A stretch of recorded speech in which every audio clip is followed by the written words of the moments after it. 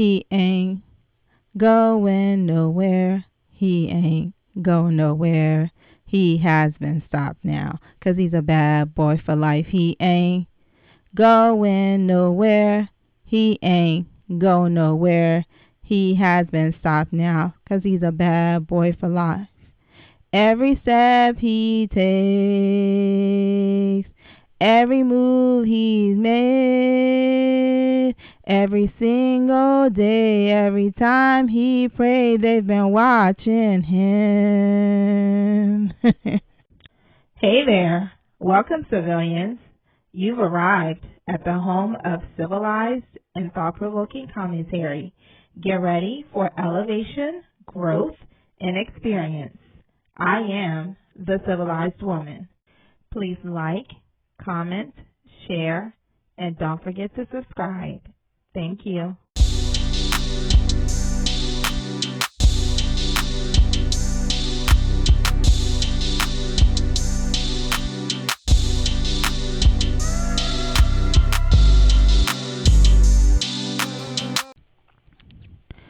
Sean Puffy, aka P. Diddy Combs, Mr. Take That himself, was arrested and taken into federal custody in New York Monday night per TMZ. It appears the action was taken in connection with the ongoing criminal investigation into alleged trafficking and other offenses that led to search warrants being issued and executed at Diddy's homes in Beverly Hills and Miami. The site further states that Diddy's attorney, Mark Agnifilo, tells TMZ, quote, "We are disappointed with the decision to pursue what we believe is an unjust prosecution of Mr. Combs by the U.S. Attorney's Office. Sean Diddy Combs is a music icon, self-made entrepreneur, loving family man, and proven philanthropist who has spent the last 30 years building an empire, adoring his children, and working to uplift the black community." So exploiting his black artists was his way of uplifting the black community? Okay. His attorney adds, he is an imperfect person but is not a criminal. To his credit, Mr. Combs has been nothing but cooperative with the investigation, and he voluntarily relocated to New York last week in anticipation of these charges. Please reserve your judgment until you have all the facts. These are the facts of an innocent man. These are the acts of an innocent man with nothing to hide, and he looks forward to clearing his name in court. On Tuesday, September 17th, we got word that Diddy was indicted on sex trafficking, racketeering, and kidnapping charges. According to the indictment, from 2008 to the present, members of the Combs enterprise allegedly engaged in sex trafficking, forced labor, interstate transportation for purposes of prostitution, coercion, and enticement to engage in prostitution, narcotics offenses, kidnapping, arson, bribery, and obstruction of justice. Woo! The incident further states the purpose of the Combs enterprise was to operate a global business in the media, entertainment, and lifestyle industries.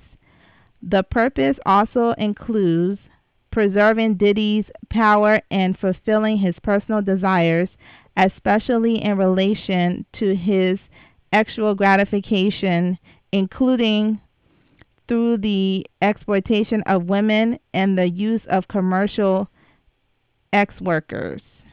The 14-page indictment outlines many troubling allegations against the music mogul, including items found in or about March 2024 during searches of Combs' residences in Miami, Florida, and Los Angeles, California.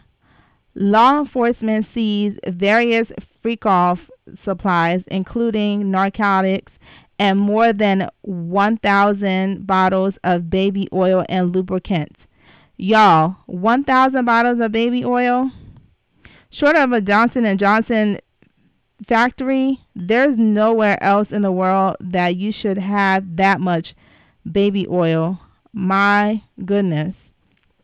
Per CNN.com article on Tuesday, Combs was denied bail and will remain in custody as he faces charges of racketeering, conspiracy, and ex-trafficking, a federal judge ruled.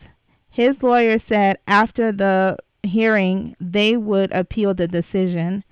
Combs also pled not guilty to the charges against him. I guess he's going to go down with the ship. He's going to deny to the end. Among the reasons cited for the denial, federal prosecutors said at least a dozen witnesses personally observed the music mogul's violence against women or the injuries they sustained at his hands. Prosecutors also noted Combs had reached out to victims and witnesses, some of whom are scared of him.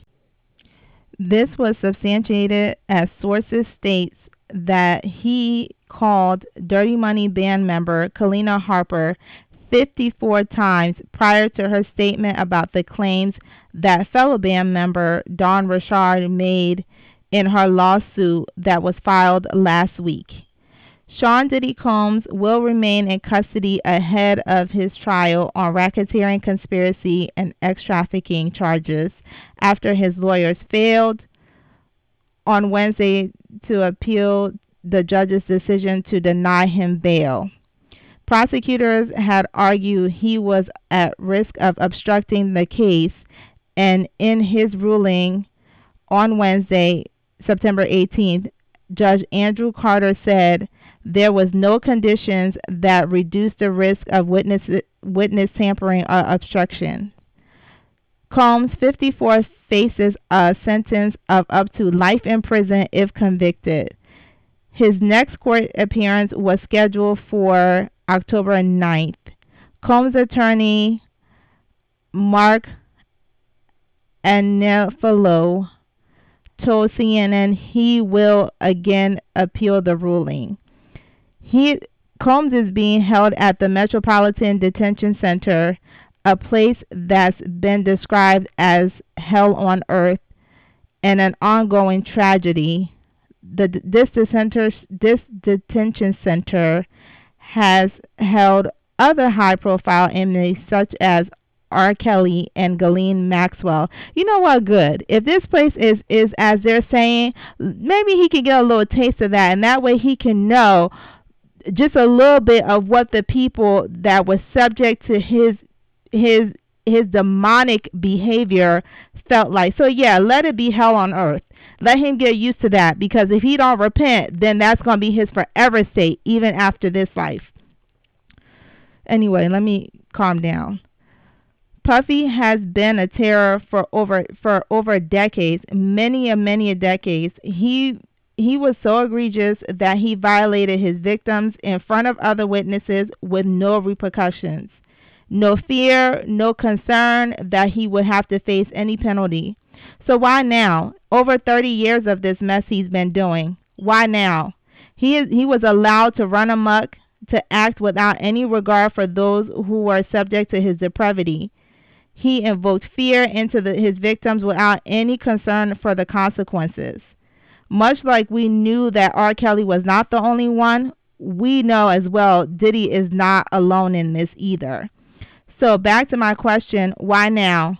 Though Diddy is due to face justice, and no doubt the rabbit hole goes deep, who's next? Who else? It seems coincidental to me, after this turn of events, that Warner Music Group Executive VP Kevin Liles stepped down from his label and subsidiary 300 Elektra Entertainment, and this is according to a Daily Mail article. Growing up, I grew up an 80s kid, 90s raised me, 90s, grew up with the 90s music.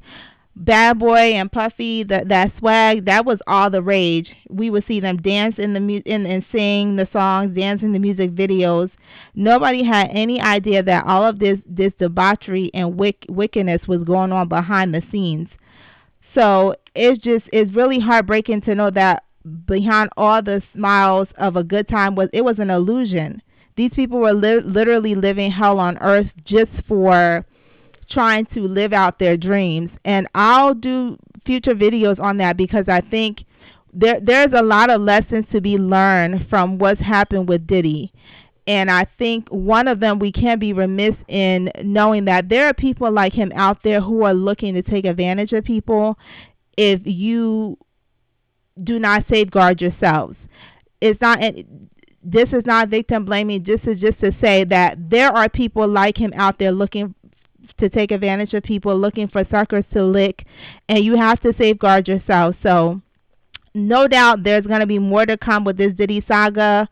There's way more. The rabbit hole goes further. I think among some of the things is we're kind of all looking who's going to be next, because we know a lot of people are real scary right now, because with him having recordings in his homes, there's a lot of people on them tapes.